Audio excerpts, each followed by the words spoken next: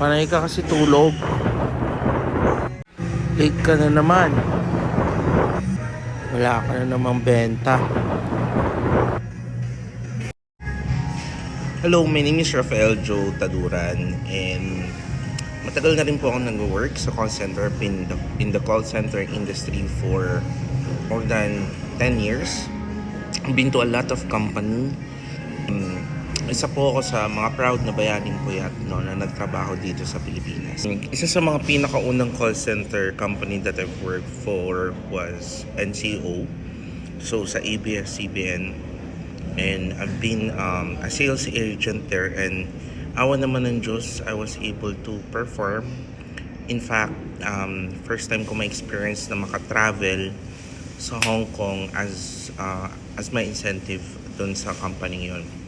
Pero as times goes by, lalo na sa industry ng call center, you look for a better opportunity, kaya lumipat ako sa mga company like HSBC.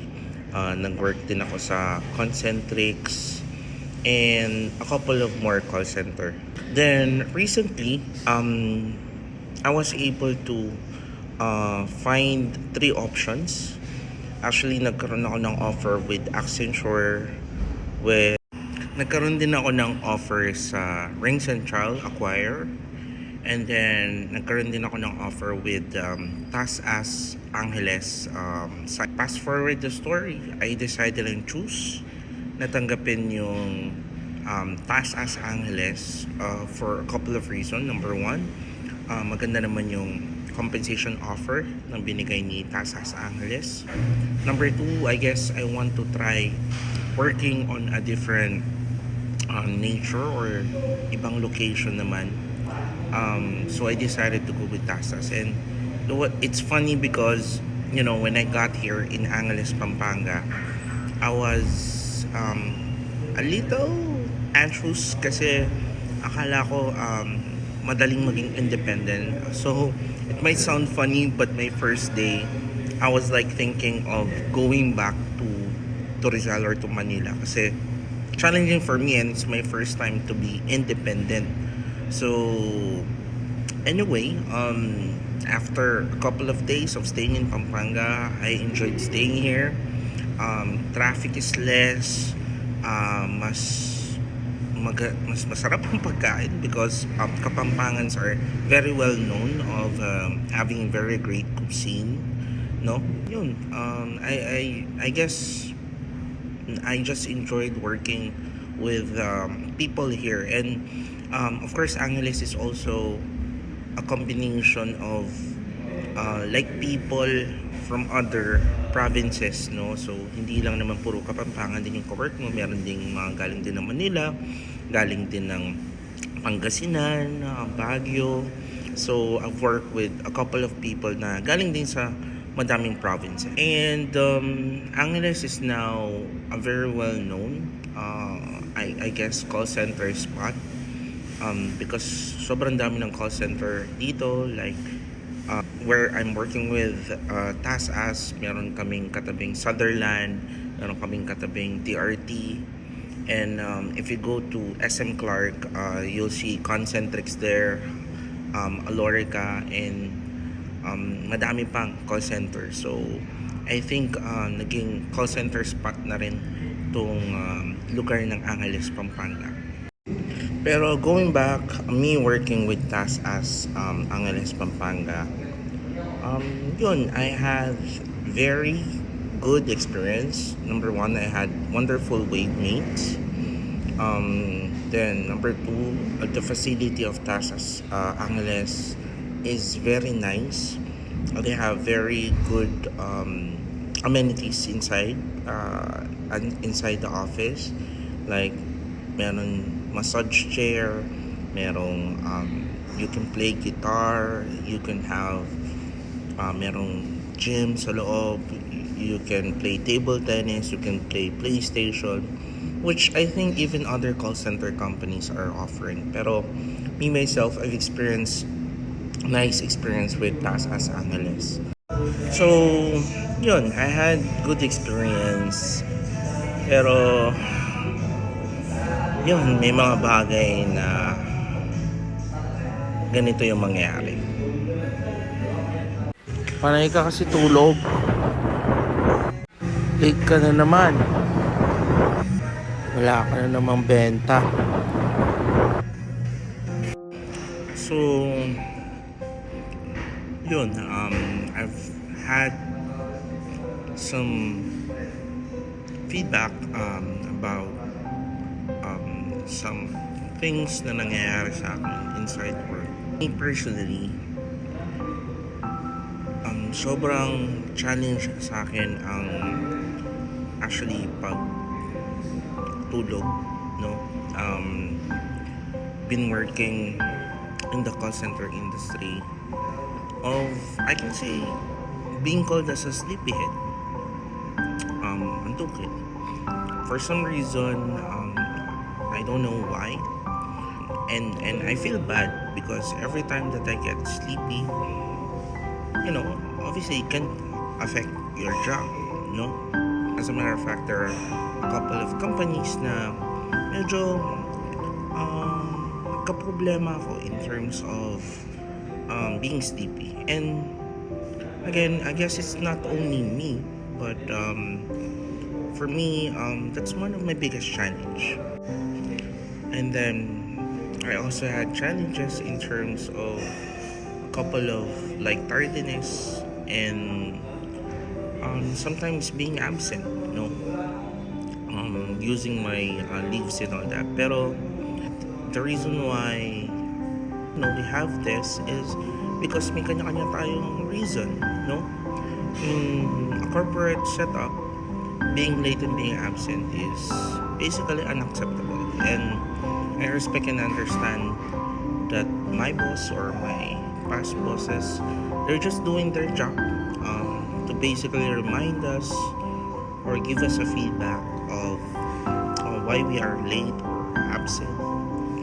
So again, it's a matter of like choice natin, kasi we personally, kaya tayo nagiging late or absence is because of a couple of reasons, whether may sakit, merong emergency sa family. And to be honest, maging honest, sometimes we tend to be a little lazy, and yun, tinatamad na tayong pumasok, or may araw na tinatamad tayong pumasok. Again, it's not a valid reason, pero I guess we are just human beings, and sometimes we tend to be like this. Pero I guess with that being said, the lesson there is kahit ano pa mang nangyayari sa atin, having this type of like attitude to work, I guess one of the best thing that we can do is just to motivate ourselves na we need to be thankful and grateful sa opportunities and trabaho na binigay sa atin ni Lord, naniniwala ako every small blessing that we have, ang Panginoon lang ang siyang nakakaalam kung anong klaseng biyaya yung ibibigay nila sa atin. And even me myself, na I've been here to Angeles, Pampanga all alone, being independent, malayo sa magulang ko and sa aking mga anak. So, pero yun, I'm happy na nagkaroon ako ng new opportunity, work, and naniniwala ako na itong pagpunta ko sa Pampanga is si Lord talaga yung nag-orchestrate ng plano kung ano yung mangyayari para sa akin. So, I'm just thankful and grateful. Gusto ko ulit magpasalamat sa mga katrabaho ko, because even though na mga ilang araw or ilang buwan din kami nagkasama, I had wonderful experience with them. And sobrang saya ko lang kasi I had this opportunity na makapunta sa Pampanga, and naniniwala ako na madami pa akong lugar na mapupunta. So yun, I guess I just want to share with you that I'm Rafael Joe Tadura, TASAS employee, I'm officially resigning with Tasas Angeles as a teammate. That's how we are being called as an employee of Tasas. And yung experience ko with Tasas is very wonderful na alam ko magagamit ko in the future, especially with what I've learned with my colleagues, my bosses. And again, I want to thank them. I want to give a special shout out to LRC and OM Joseph, and a couple of like my leads as Tasas. And ano pa man, I hope I can still work with them or see them or even serve them in the future sa mga susunod ng career opportunities. So, Tasas Angeles, thank you so much, colleagues, and maraming salamat po sa mga sumusuporta sa aking vlog, sa video, and I hope I can create more wonderful contents to share with supporters. Wow, si that. Pero, yun. And I guess another good experience, Pikes Coffee here in Angeles, Pampanga. It's a wonderful experience. I can say the price is right, pero this is one of my favorite now. Even though I've tried it, yung shake with ice cream, Oreo shake with ice cream. So, thank you so much, Angeles, Pampanga. Salamat sa mga Pampangang kaibigan ko, and very excited for the next chapter of my life. Again, this is Rafael Joe Taduran. You can call me Bagwis, and maliban sa tukin, si Rap ay masibag naman yan sa trabaho. Kaso tutulog-tulog nga lang. Magaling siya mag-call action. Pero ayan, mabait naman si Rap. Thank you. Maliban sa antukin si Rap, magaling siyang mispat ng mga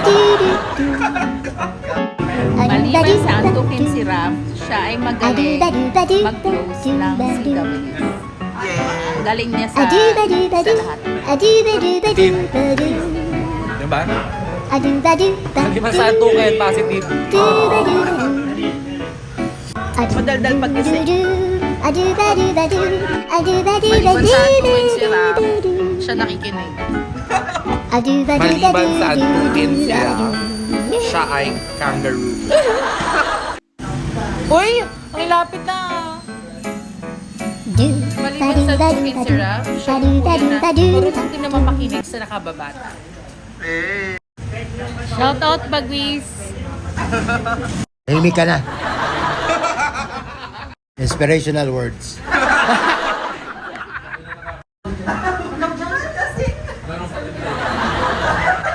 Maliban sa antukin si Rap. Si Rap ay mabait na tao kaso kulang sa diskarte.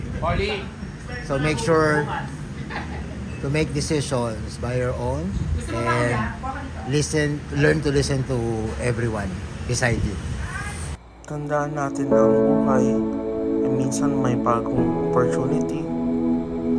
Pwede kang maging masaya, may adventure, may mga pagsubok na mahirap. Pero tandaan, kailangan mo lang lumingon sa paligid. At tandaan, ang buhay ay napakasaya.